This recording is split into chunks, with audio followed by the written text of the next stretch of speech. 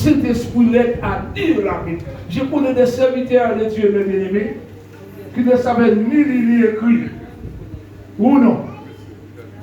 L'exemple, lorsque j'ai regardé notre frère Augustin, évangéliste, qui prêchait l'évangile, il va écrire des livres. Un homme qui a déjà enlevé, mes bien-aimés, qui ne savait rien du tout. Aujourd'hui, il est devenu écrivain. En lisant la Bible seulement, le Saint-Esprit ouvre notre connaissance. Quelle somme tu as appris? Dis-moi, Nathaniel. Bon, tu as couru, bon. Mais bien aimé, c'est important, les jeunes, les parents. Quelle somme tu as appris à l'école dimanche? J'ai pas entendu. Qui nous dit quoi? Somme 20. Qui dit quoi? L'Éternel est mon berger. Je ne manquerai rien. À l'école, je ne manquerai rien. Dans la rue, je ne manquerai rien. Sous la route, je ne manquerai rien. À l'examen, je ne manquerai rien. Je me dis, somme 23. Est-ce que ça tu as appris aussi? Tu étais à l'école dimanche. Tu as déjà oublié? Est-ce que tu continues à lire la Bible? D'ailleurs, voilà. On a une occasion, nous ne devons pas rater aujourd'hui. C'est la Bible sur le portable. Quelle grâce d'avoir une Bible sur le portable, sur le téléphone. Il dort avec ça. Il dort avec ça. Les parents, donnez à vos enfants une Bible. La Bible nous dit, nous allons voir la raison pour laquelle nous devrions lire la Bible. Les Écritures nous exhortent à le faire. La parole de Dieu nous exhorte à lire la Bible, mes bien-aimés. Le but principal de Dieu en nous, donnant la Bible, n'était pas pour nous donner des renseignements, mais pour se donner lui-même à nous. Dieu nous a donné la Bible, c'est parce qu'il veut rentrer dans nos cœurs. En lisant la Bible, le Saint-Esprit fait un déclic. Même un traité, mon frère, s'il a continué à distribuer les traités, tu peux sauver des milliers d'âmes avec la parole. Quand nous tournons la parole, nous tournons le dos. Et le Saint-Esprit passe et fait son travail. L'homme a besoin de la connaissance spirituelle. Tout ce qui est écrit dans le monde, tous les gouverneurs, sur la terre, c'est de la Bible se sortit. Parce que quand Dieu créait la terre était vide. Il n'y avait rien sur la terre. C'est seulement de la parole, Dieu il a tout créé. Et nous avons besoin de la parole de Dieu, mes bien-aimés, pour vivre. Jésus même il le dit, l'homme ne vivra pas seulement de pain, alléluia. L'homme ne vivra pas seulement manger, travail, mais il a dit l'homme aussi a besoin de la parole de Dieu pour nourrir son âme. Le corps, mes bien-aimés. Nous pensons souvent à notre corps, on oublie notre âme. L'âme a besoin de nourrir par cette nourriture solide. Parce que le combat, c'est de notre âme. Il a dit, l'âme qui pêche, c'est celle qui mourra. Et celle qui mourra. Le combat d'un homme, c'est de son âme. Et s'il connaît la parole de Dieu, son âme vit droit. Par la parole de Dieu. Quel que soit le combat, on a besoin de la parole. La Bible nous dit, encore Paul, il voulait expliquer un peu sur la parole de Dieu dans Romains 1er verset 16. Regardez ce qu'il a dit, mes bien-aimés. Regardez la valeur de la parole. Ce matin, les jeunes, regardez, super bien. Vous avez un portable dans vos mains. Ce n'est pas seulement pour aimer ça, regarder des grimaces. Moi aussi, j'ai mon portable. Mais lisez la Bible, mais la Bible sur le portable. Quand vous êtes couché, lisez la Bible avant de dormir. Lisez la Bible pour avoir la connaissance. Je vous pousse à lire la Bible parce que c'est quand je regarde mes enfants, mes bien-aimés, là ils sont arrivés. Même l'école demandait, les maîtresses nous demandaient, mais comment vous faites pour les enfants lire comme ça? Ma femme répondit, mais on a appris les enfants à lire de la Bible. On a appris les enfants à lire de la Bible, mes bien-aimés. La Bible a de beaux français. Le plus beau français, c'est dans la Bible. Ça ouvre la connaissance, l'intelligence de l'homme. Regardez ce que Paul a dit. je n'ai point honte. L'église, ensemble. Car je n'ai point honte de l'évangile. La parole de Dieu. C'est une puissance de Dieu pour le salut de quiconque croit, du juif premièrement, puis du grec.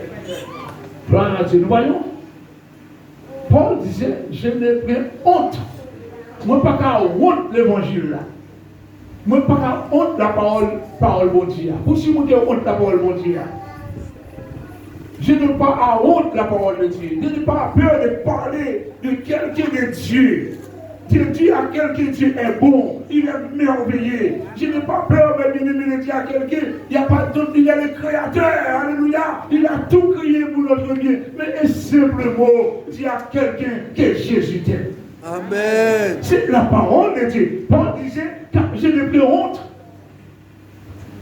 Je ne suis pas timide pour parler de Dieu. C'est ça la parole de Dieu là, non? Paul a dit, expliquer, je n'ai plus honte de l'évangile, la parole de Dieu. Pourquoi il n'a pas honte? Parce que Paul a expérimenté un antimissile. La parole de Dieu, c'est quoi? Un antimissile. Vous avez des antimissiles, il y a des missiles. Quand on envoie le missile, qu'est-ce qu'il fait? Il peut détruire la maison là. Un seul missile, on envoie sur la maison, mes bien-aimés, tout tombe. Les tombe.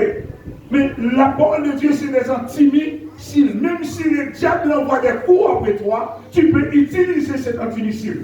Le diable fait des coups après toi, tu saisis la parole de Dieu et tu dis à Satan, au nom de Jésus, que tes malédictions ne tombent pas. Tiens, ça c'est la foi. Le diable, mais avec la parole, nous pouvons repousser les mauvaises. Les traits de flamme et du malin, mais le mauvais sort du diable. C'est pourquoi Paul a dit que c'est une puissance de Dieu. L'évangile, la Bible. Paul a expérimenté. C'est une puissance antimissile. C'est une puissance de Dieu pour le salut des hommes. De quiconque croit en la parole. C'est fini. Si tu crois à cette parole, tu dois dormir bien chez toi. Si tu crois à cette parole, tu dois rentrer dans ta voiture dans la tranquillité. Parce que cette parole nous fait savoir une chose. Premièrement, où Jésus même, il le dit, sans moi, vous ne pouvez rien faire. Alléluia. Sache que la clé de la voiture, tu dois la remettre à Jésus avant d'entrer dans la voiture. Amen. Tu vas dans le bureau, tu vas dire Seigneur, comme tu m'as dit sans toi, je ne peux rien faire, rentre avant moi dans le lit. C'est ça la vie chrétienne, mes bien-aimés. Quelle que soit la débroussailleuse, je vais toucher pour nettoyer. Je ne sais pas toucher la débroussailleuse, mais toi, tu prends la débroussailleuse pour moi. Tu vois là, il y a un serpent. Tu vois, il y a une bête sauvage, moi je ne le vois pas. Parce que tu m'as dit sans toi. C'est pas l'évangile, c'est la puissance de l'évangile. Et tellement l'évangile est puissant, la Bible nous dit si quelqu'un te donne des breuvages mortels, il te fera prendre de mal. Parce que pourquoi? Parce que la Bible dit prier en tout temps. Tu vas prier avant de boire, quel que soit on t'a donné. La Bible ne soyez pas pressé pour manger. Ne soyez pas pressé pour boire. Quand vous arrivez dans un endroit, ne pressez pas de prendre un verre. Mais avant toutes les choses, remettez tout entre les mains du Seigneur. On n'a pas besoin de faire une prière comme les pharisiens qui sont debout dans la rue en train de prier fort. Des moments où nous pouvons déranger quelqu'un par la prière. Vous savez ça? Pour montrer qu'on sait tellement prier, l'autre qui ne comprend pas la prière, on dérange l'autre. Non. Puisqu'il ne comprend pas, nous pouvons prendre les verres. Et puis pendant que tu tiens les verres, tu dis Seigneur, bénis tout ce qui est dedans. Sanctifier ces breuvages. Alléluia. Alléluia. Gloire à Dieu. Ça, c'est la puissance de la parole. Bon. Le Seigneur continue à parler dans sa parole. Les Écritures maintenant vont nous exhorter. Maintenant, nous allons voir Josué chapitre 1er, verset 8. Josué chapitre 1er, verset 8. Écoutez ce que l'Éternel même il a dit à Josué. Josué était un jeune bonhomme. Merci ma chère, tu es déjà arrivé. Tu es arrivé. L'église, écoutez bien ce que l'Éternel a dit à Josué. Après la mort de Moïse, l'Éternel a parlé à Josué. Qu'est-ce qu'il a dit à Josué? Il a appelé Josué à prendre la relève, mais bien aimé, il faut toujours quelqu'un qui prend la relève. Moïse est mort. Mais il faut quelqu'un lève, Dieu doit continuer. Mais l'Éternel a donné des lois, il a donné des ordres à Moïse. Comment tu dois faire? Il a donné des principes à Moïse. Mais bien aimé, premier principe que l'Éternel a donné à Moïse, qu'est-ce qu'il dit? Que c'est cette Bible. Fais-moi voir les Bibles. Où sont les Bibles de la salle? Il y a 4 Bibles seulement. Il y a 1, 2, 3, il y a 4 Bibles seulement. Mais il y a combien de téléphones? 1, 2, ouais, ça va 5 Bibles. 6 Bibles, c'est dans les sacs, 7 Bibles. Combien de téléphones il y a? 20, on va voir les téléphones. 1, 2, ça va le téléphone? Ça va demander à un moment de téléphone encore? Mais ça vient là. Combien de téléphones? J'ai vu 3 téléphones encore. Vous avez la possibilité aussi de lire la Bible sur le téléphone. Quelle grâce! Quelle grâce! Tout ça, c'est pour édifier notre âme. Regardez ce que l'Éternel dit à Moïse. L'Église. Allez, lis-moi. Fais monter la Bible pour moi, que c'est cette Bible qui remplit la parole de la loi. Tout ce qui est écrit là, c'est la loi de Dieu. Je ne parle pas de la loi de Moïse et la loi des Adventistes. C'est pour ça que je parle là. La Bible, c'est la parole, la loi de Dieu. Je ne parle pas de la loi de Moïse. L'Éternel a donné des lois à Moïse pour son peuple, des Juifs, pour le peuple Israël. Mais il nous a donné toute la Bible, mes bien-aimés. Ce n'est pas Moïse, mais c'est l'Éternel nous a donné sa parole. Mais à cause de l'Égypte, à cause de l'esclavage des peuples éternels, de la main de Pharaon, l'Éternel a utilisé Moïse après avoir sorti l'Égypte. Après avoir traversé la mer Rouge. C'est après avoir traversé la mer Rouge, l'Éternel a donné une loi à Moïse pour le peuple juif, pas pour nous les nègres. Ça n'a rien à voir. Cette loi, ce n'était pas pour nous, mais c'était pour les juifs, le sabbat. C'est après avoir traversé la mer Rouge, regardez nos grands-parents avant de ne connaître pas le sabbat. Lisez la Bible, vous allez voir. Nos grands-parents avant ne connaissaient pas le sabbat. Et c'est Moïse qui a donné le sabbat dans le livre de Dieu pour son peuple juif. Les Américains ont des problèmes avec les Juifs, avec les païens. Quand un Américain voit un païen, ou bien un bon chrétien voit un païen qui fait sabbat, il dit, mais tu as un problème. Mais l'Éternel n'a pas donné le sabbat pour les païens. Là, nous avons reçu la grâce. Et que cette Bible de la loi ne s'éloigne près où de ta bouche. Parce qu'il y a quelque chose dedans. Il y a une vitamine dedans. Il y a des antibiotiques dedans. Il y a la connaissance dedans. Et la parole nous protège, la parole nous garde. Que ce livre de la loi ne s'éloigne point de ta bouche, de ma bouche, de ta bouche. Méditez-le jour et nuit. C'est comme la prière. Prier sans cesse. Mais bien aimé, la Bible nous dit, nous devons lire la Bible tous les temps. Méditez-le jour et nuit. Et ça va t'aider à agir fidèlement selon tout ce qui est écrit. Car c'est ta loi, c'est alors, Josué, tu auras du succès. Regardez, la parole de Dieu donne le succès. Amen. L'Éternel dit à Josué, c'est alors tu auras du succès dans tout ce que tu vas entreprendre, dans tes entreprises. C'est alors tu vas tu réussiras. Vous savez, la Bible donne la réussite. La parole de Dieu nous montre comment nous devons avancer, comment grandir. Je vais continuer. Le psalmiste déclare dans le psaume 119, verset 11, le psalmiste déclare à David, C'est important. Dis à celui qui est à côté de toi, c'est important de lire la Bible. C'est important de lire la Bible. Ne négligez pas la parole de Dieu. Regardez ce que le psalmiste David lui-même, étant roi, étant homme de connaissance, regardez ce qu'il a dit. Qu'est-ce qu'il fait? Alléluia. Où ça il a caché la parole? Dans mon cœur. Alléluia. Dans le psaume 119, verset 11, David disait, moi, je sers. Moi, j'ai caché parole là, en disant fiel chez moi. En un cœur moi. Alléluia. Quelle que soit la maladie, quelle que soit la douleur, posez les mains aux malades. Et les malades seront guéris. Parce que la parole est cachée là pour la délivrance. Je sers, je n'ai pas laissé quelqu'un voler cette parole. Je n'ai pas laissé le démon prendre la parole. Mais bien aimé, des moments, la parole tombe dans les mauvaises terres. Vous allez voir la suite de l'autre jour.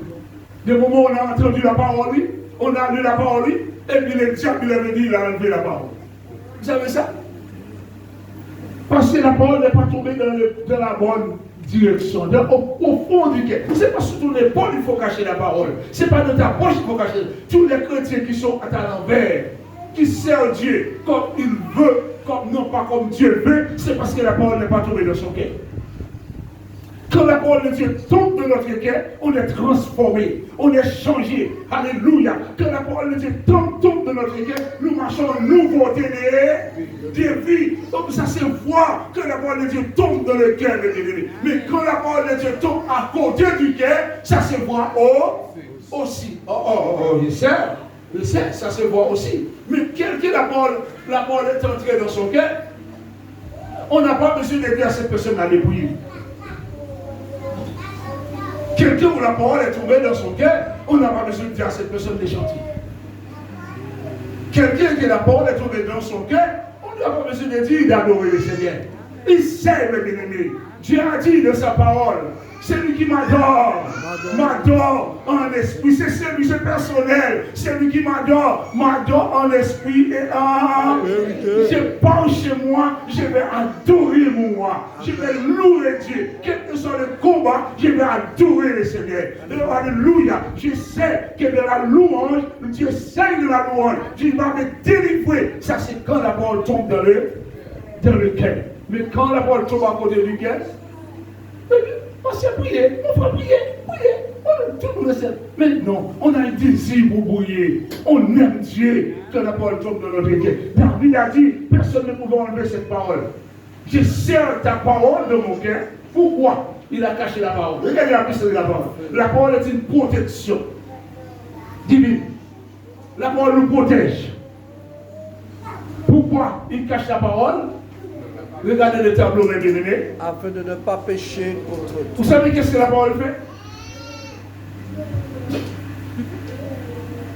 Regardez la puissance de la parole. Lorsqu'on garde la parole de nos cœurs, à chaque fois on va pécher, à chaque fois on arrive sur le lieu du péché, la parole monte en nous. Révèle-toi, tu es un enfant de Dieu. Parce que la parole c'est là. La parole entoure ton cœur. La parole empêche n'importe quoi entrer dans ton cœur. Même si tu vas faire quelque la méchanceté, la parole dit, souviens-toi, tu n'as pas rendu le mal pour les. Ça c'est quand la parole est cachée dans ton afin de ne pas pécher contre l'Éternel. David disait, mais je cache la parole dans mon cœur. Je ne veux pas pécher contre l'Éternel. Vous savez, il y a péché contre les hommes et péché contre l'Éternel. Péché contre l'Éternel, c'est péché secret. Quand on pense qu'on a fait quelque chose de secret, il y a quelqu'un qui nous voit. Pourquoi? Il voit une fourmi dans un sac de charbon noir. Vous avez un sac de charbon? Une pierre noire.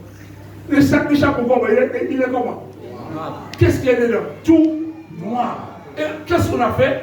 On a caché le sac de charbon dans le noir.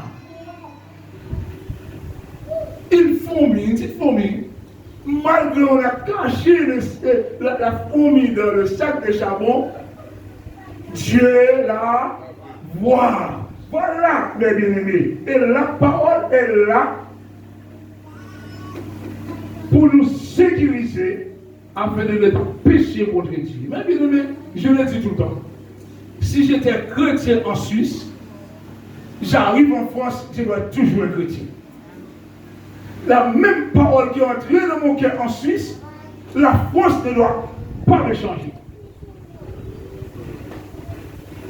Si la parole est cachée en moi, je dois rester un enfant de Dieu. La mort ou la vie. Oh, c'est fort ça.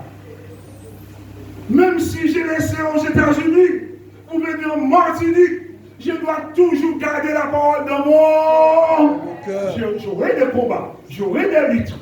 Mais l'Esprit de Dieu va me dire, mais n'oubliez pas, tu es un enfant de Dieu. Amen, amen. N'oublie pas que tu es un enfant de Dieu. N'oublie pas, tu gardes la parole au fond du cœur. Mais pourquoi on a oublié parfois qu'on est un enfant de Dieu? C'est parce que la parole n'était pas tombée au fond du cœur.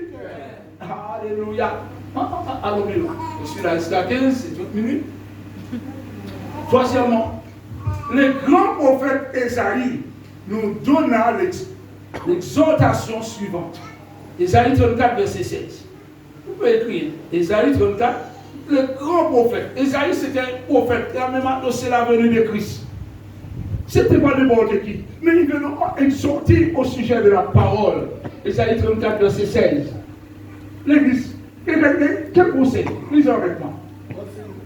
Consultez le livre de l'Éternel. Reprends ces mots.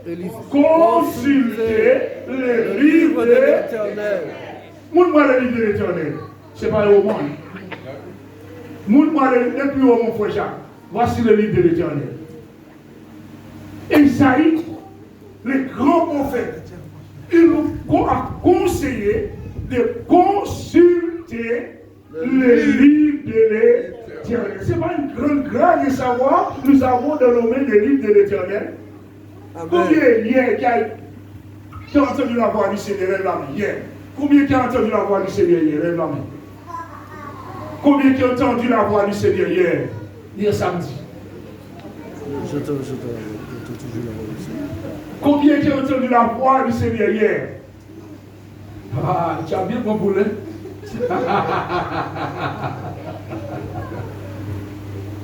Tu as entendu la voix du Seigneur hier? Tu as entendu la voix du Seigneur hier? Voilà. Tu l'entends tout le temps. Oui, gloire à Dieu. Moi aussi. Et l'autre côté, combien de temps tu la voix du Seigneur? Lève la main. Vous savez, mes bien-aimés, pour entendre la voix du Seigneur, c'est aller consulter le Seigneur. Ah, mais oui, bon, c'est bon. Chaque jour, il nous parle selon ça. Oh, alléluia. Mais nous pouvons entendre la voix du Seigneur. Il a dit, mes brebis entendent ma voix, il ne suit pas un étranger. Pourquoi souvent nous voulons suivre un étranger? C'est parce qu'on n'a pas le temps pour écouter la voix du Seigneur. Alléluia. Mais mes brebis entendent ma voix. Oh, alléluia. Alléluia. Oh, les brebis du Seigneur entendent sa voix. Il ne suit pas un étranger. Il ne fait pas un chemin, mais il va dans un chemin tout droit. C'est le chemin de la bénédiction. Lorsqu'on entend la voix du Seigneur, on ne va pas dans un chemin de perdition, mais on va dans un chemin de vie. Alléluia. Amen. Tout le matin, vous savez qu'est-ce qu'il fait? Ça peut nous arriver de ne pas avoir le temps de lire la Bible. Mais j'ai acheté une nouvelle semence, la bonne semence. Et Joël m'a donné. L'année dernière, c'était Céline qui m'a porté cette année. Cette année, c'est Joël qui a eu le temps d'acheter avant, une semaine avant le 1er janvier. Je vais à l'entrée, je vais te faire bouger parce que j'ai bougé. D'accord? Vous savez qu'est-ce que je fais avec la bonne semence? Je mets devant ma porte de ma chambre là. Je mets un petit clou, je dépose là. Quand je me lève le matin, avant de sortir, première chose que j'ai fait, clac. Et puis je dis, ce matin, c'est de quoi il a parlé? Mon fils, donne-moi ton cœur. Ah, première chose que lui, c'est de à toi. C'est pas difficile, mes bien-aimés. J'enlève une petite paille dedans, il m'a dit, mon fils, donne-moi ton cœur.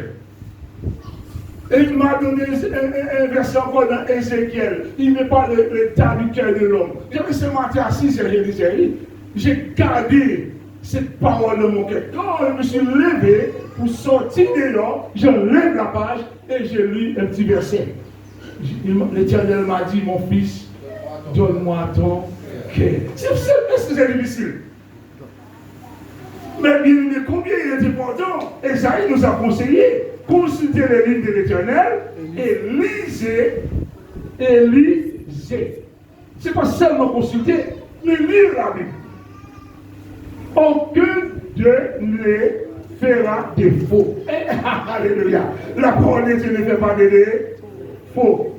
Ni l'un, ni l'autre ne manqueront, car sa bouche l'a ordonné, la bouche de l'Éternel. C'est son esprit qui les rassemblera. Toutes les paroles, l'esprit de l'Éternel les rassemblera afin que nous soyons dans la victoire. Amen. Amen. Consultez les livres de l'Éternel. Et Paul a dit à Timothée. Dans Timothée 4, verset 13, Paul dit à Timothée, regardez ça. À 15, Paul aussi, il a encouragé Timothée. Timothée, il était un homme, un jeune homme. Timothée, il était instruit de la parole parce que Satan est nice. Il a grandi avec Satan. Et Satan lit toujours la parole de Dieu pour lui. Et Timothée est devenu un grand serviteur. Il n'était pas le fils de Paul, l'apôtre Paul, mais il était son enfant spirituel. Mais ceci, j'ai pris mon temps pour vous bien faire comprendre la parole de Dieu, l'évangile. Ce n'est pas seulement pour rire, mais je peux vous dire, Timothée était le fils spirituel. C'est-à-dire qu'il a grandi avec Paul dans la parole, comme et la première verset que j'ai parlé, c'était quoi encore? Comme Moïse et Josué. Ce n'est pas un défaut d'être un père spirituel. Allez, suivre l'exemple. Paul a dit à Timothée, jusqu'à ce que je vienne, applique-toi à la lecture, à l'exhortation, à l'enseignement. Paul dit à Timothée, chaque jour il doit s'appliquer. Ne lis pas la Bible en désordre. On ne comprend pas. Ne couris pas avec la parole de Dieu. Jusqu'à ce que je vienne, applique-toi à la lecture. Applique-toi chaque jour. Apprendre à lire. Virgule. Apprendre à comprendre, appliquer, nous les enfants de Dieu, pour mieux comprendre la parole, il faut s'appliquer à la parole. On court, on ne comprend pas. Mais applique-toi à la lecture, à l'exhortation. Vous savez remarqué, lorsque je dis à la lecture, j'ai arrêté là à cause de virgule. Et quand j'ai dit à l'exhortation, j'ai ralenti les chaînes. Écoutez, les chaînes, c'est important dans le livre. À l'exhortation, à l'enseignement. C'est-à-dire chaque mot a une grande valeur. Pas vrai, mon frère Eric? Ensuite, donne-moi ma chère, 13, 14. Mais l'Esprit dit expressément que, dans les derniers temps, nous sommes dans les derniers temps. Quelques-uns abandonneront la foi. Ne vous étonnez pas d'entendre le frère qui parle dans un langage mauvais. Ne vous étonnez pas de voir les gens abandonner Jésus maintenant. Paul avait déjà dit à Timothée, attention, dans le temps il a écrit ces livres, grandir, reconnaître ce qui va se passer dans le futur. L'Esprit de Dieu parle dans Paul, mais bien aimé dans l'apôtre Paul. Il a dit à Timothée, attention mon fils, pour ne pas prendre le piège. Dans les derniers temps, quelques-uns abandonneront la foi. Je ne crois plus au Seigneur, je ne vais plus autant, je ne vais pas prier. Ça ne m'intéresse pas. Abandonner la foi, c'est parce que la parole n'était pas tombée dans le cœur. Quand la parole tombe au fond du cœur, le Saint-Esprit fait un travail. On ne peut pas abandonner Jésus. Dis la foi de Jésus. Quelqu'un qui a Jésus dans son cœur, jamais abandonner Jésus. Amen. Comme la chanson le dit. Non jamais j'ai abandonné ma vie. Non, jamais, non, jamais, j'ai abandonné mon Jésus. Vous le connaissez? Non, jamais, non, jamais, j'ai abandonné mon Jésus. Non, jamais, non, jamais, je ne l'abandonnerai. Non, jamais, non, jamais, j'ai abandonné ma Bible bleue. Non, jamais, non, jamais, je ne l'abandonnerai. Jamais abandonner ma Bible. Oh, c'est pas ma faute à moi si je suis comme ça, comme on a chanté ce matin. Quand vous me voyez danser, sauter, c'est l'évangile que j'ai appris à danser, sauter. Je n'ai pas le temps de connaître le carnaval, je ne suis pas élevé dedans. Je n'ai jamais été, je ne connais même pas la couleur d'une boîte de nuit. Jusqu'à mon âge, 64 ans. Jamais entré dans une boîte de nuit. Je n'ai jamais été dansé dans le carnaval. Je ne connais pas le plaisir du monde. Non, même cinéma, c'est quand je suis grand, j'ai dû regarder les 10 commandements. Mais je ne suis pas élevé dedans. Je suis l'enseignement de la parole de Dieu. Si j'étais hors de la Bible, c'est parce qu'il y avait un temps pour moi de grandir, de prendre ma propre décision. C'est pas parce que je suis né à l'évangile, j'étais chrétien pour ça. On fait des erreurs. C'est pas parce qu'on est né à l'évangile. Mais c'est pour ça qu'on dit, enseignez les enfants, quand tu seras vieux, quand tu seras grand, 18 ans, 19 ans, n'aie pas peur pour lui, si la parole est déjà en lui. Mais notre responsabilité, c'est nous-mêmes. Mais bien aimé, Paul a dit à Timothée, attention, beaucoup vont abandonner la foi pour s'attacher à des esprits, des séducteurs. La parole, ils oublient la parole de Dieu, ils vont vers les mauvaises paroles et à des doctrines des démons. Voilà dans le temps où nous sommes. Le verset 15. Là, Timothée, ne néglige pas, c'est ça? On a déjà lu? Ne néglige pas le don qui est en toi. Chacun de nous a reçu un don. Depuis notre naissance. Attention, il y a les dons du Saint-Esprit, mais chacun de nous a reçu un autre don particulier. On est né avec un don en nous. C'est pas tout. Quand vous regardez les gens qui jouent la musique, qui ne sont pas chrétiens, il y a beaucoup qui jouent la musique, qui ont des dons. Regardez un aveugle qui joue l'orgue. Il est aveugle. Il a son don, il ne voit pas, mais c'est en lui, il est né avec un don. Mais je ne parle pas de don de cet esprit, mais tout homme est né. Il fait la boulangerie. Quand il est arrivé, depuis 14 ans, il fait un stage, une formation, où le patron a dit, ah, ce jeune homme-là, cette fille-là, il a la main pour la pâtisserie. Ah, parce qu'il est né avec l'art de faire pâtisserie. Dieu a créé tout homme à un don.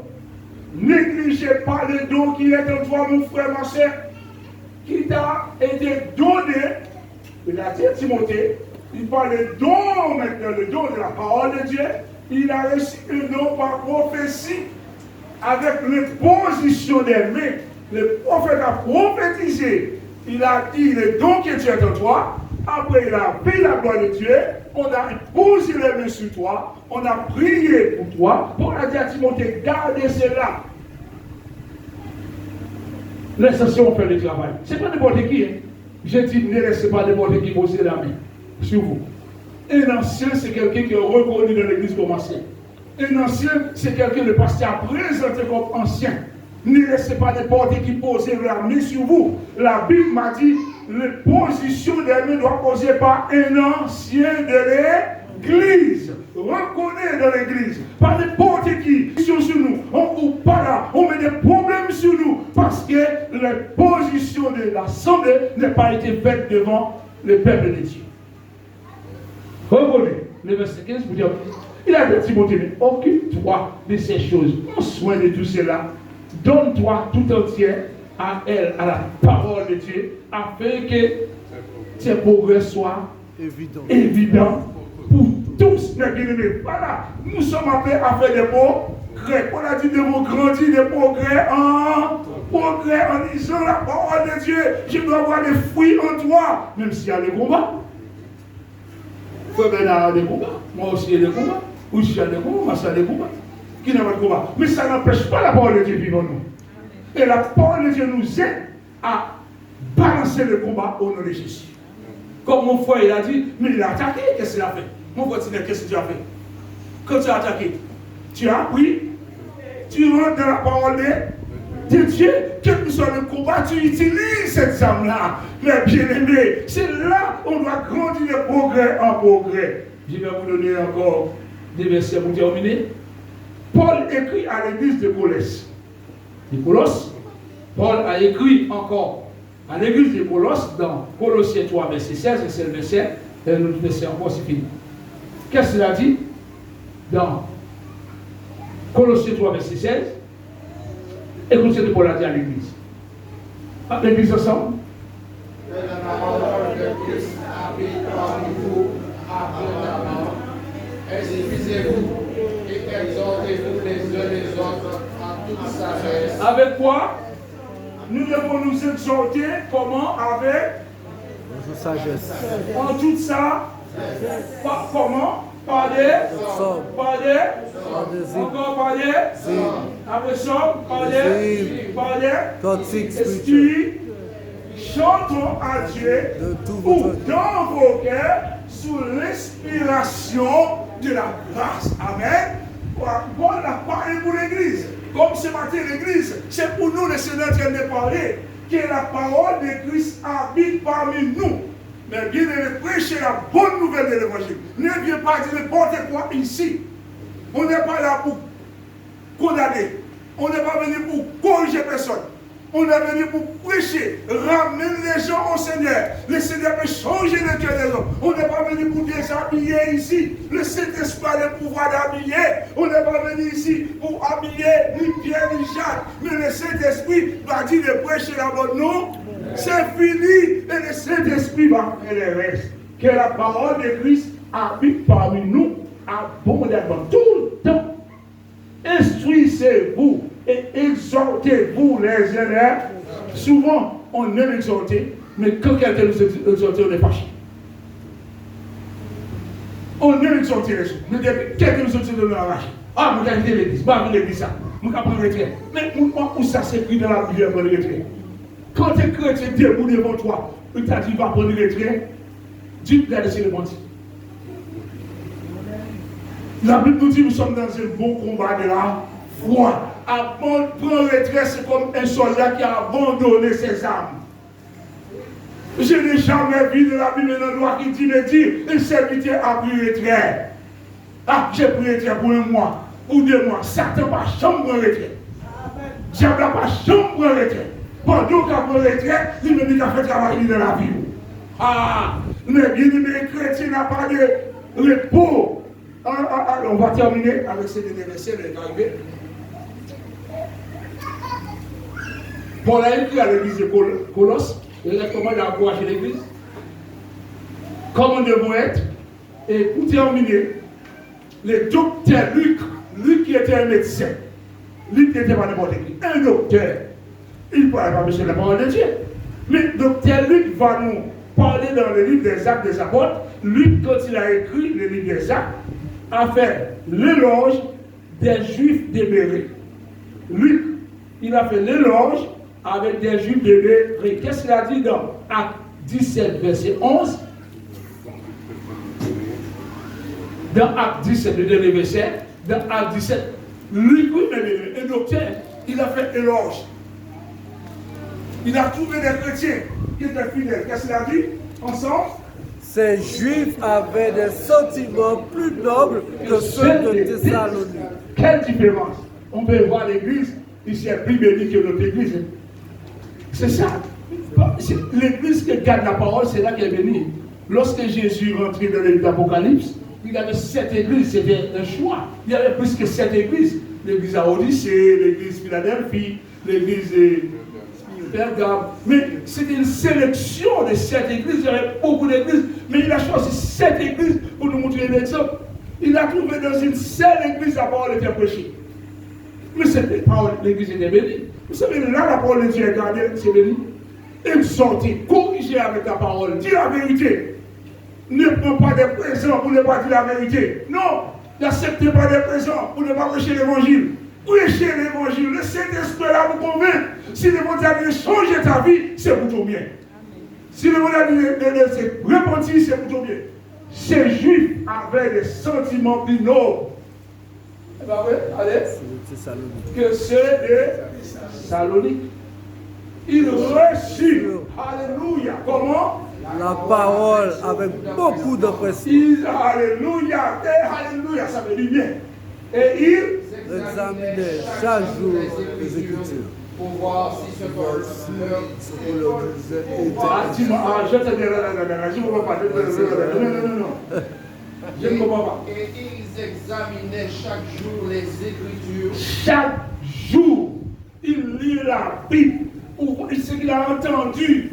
Parfois, on dit Amen, Amen, Amen. Pasteur a dit voler, Amen. L'argent volé, Amen. Dis-moi, je ne comprends pas. On ne va pas examiner la parole. On vous appelle toutes sortes de noms, vous dites Amen. Comme un frère resté là, il a dit, vous êtes des bidons. Dans le langage français, le gars blanc, un frère qui a dit ça là, vous êtes des chrétiens bidons. Ah, si vous dites Amen, vous êtes bidons. Bidon, c'est l'expression de, comment on dit en France? En français, oui. Un français, un vieux mot. Un frère resté là, regardez, vous êtes des chrétiens bidons. En fait, tu ne sais rien, tu me trompes. Vous êtes n'importe comment, vous êtes des chrétiens n'importe comment. Mais tu vas dire Amen? Mais bien aimé, arrêtons de ça. Arrêtons, la Bible nous dit que les Juifs avaient un autre sentiment plus non que ceux des Thessaloniques.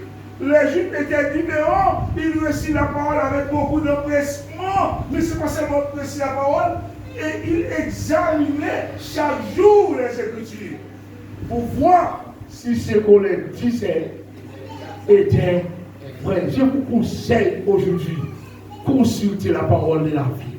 Quels que soient les pasteurs qui prêchent, quels que soient les évangélistes qui viennent prêcher, quel que soit l'homme qui vient prêcher, pensez les paroles avant de dire Amen. Voici c'est de la vérité. Trop de promenades dans les églises, trop de mensonges aujourd'hui. Dieu n'est pas demeuré silencieux parce qu'il est un Dieu qui désire se révéler à partir de la création et à travers toute l'histoire. Dieu s'est révélé en parlant. Dieu parle, il continue à parler encore. Tous les décès et le plan de Dieu pour l'humanité s'est révélé seulement dans la parole. Dans la parole. Dans la parole écrite dans la Bible. Le destin de l'homme s'est révélé dans la parole qui est écrite dans la Bible. Toute notre vie doit être révélée dans cette parole. Et nous sommes contents quand Dieu nous parle. Lèvons-nous.